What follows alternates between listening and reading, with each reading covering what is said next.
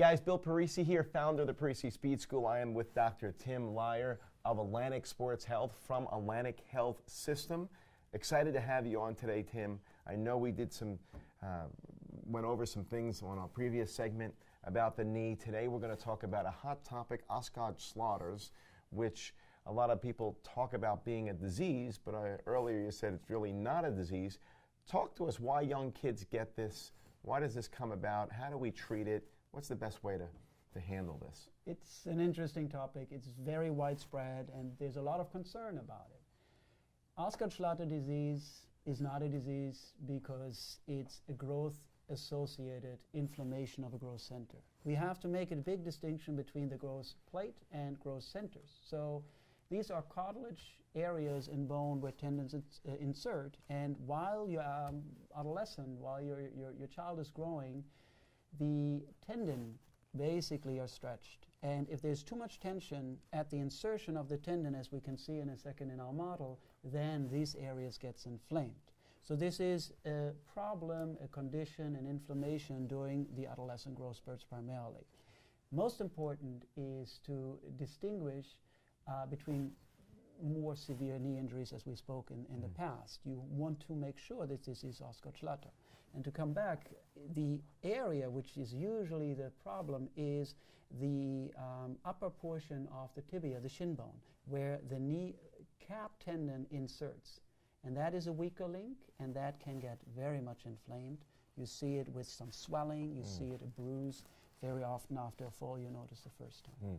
And what are the things we can do to treat this I know it's not a disease, but this pain, this issue? It's important to talk about it. It's important to recognize that there is a lot we can do. So primarily, we want to try to help the athlete stretch better. As I said, it happens associated with the growth spur, so there's a lot of tension. And if we look at typically our 13, 14-year-old boy, they're so tight. So physical therapy, home exercise, stretching program, looking at alignment, looking at the foot in relation to the hip, how does that play?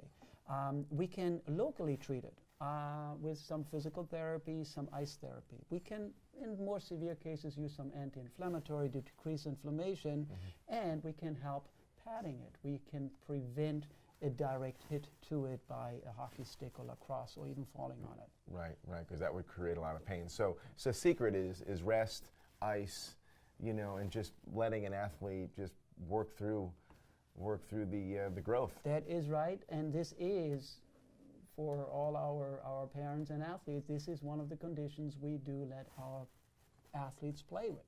Yep. But you have to know, and you have to see someone who's familiar with an adolescent sports athlete to make sure this is Osgood-Schlatter and nothing more severe, God forbid. Yeah, that's a good point. So first, in your opinion, it's really not a disease. It's just growth. It is growth related. We're still uncertain why it happens in certain athletes and in others not.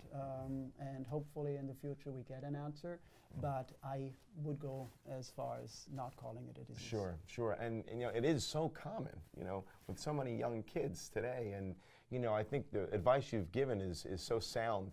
Most importantly, rest and stretching and some of the fundamentals. And sometimes kids, they just don't know how to shut it off. Right. And as parents, we got to make sure they do shut it off, and even in their play, because even outside playing recreationally, they might have to stop that as well. For some time, and I think the good thing again is that these children and athletes can continue playing if we have the right diagnosis, and the majority of cases with our treatment regimen are having significant decreased symptoms. Yeah. That's great. Well, thanks so much, Tim. Very insightful. I appreciate the info, and I know our parents will as well.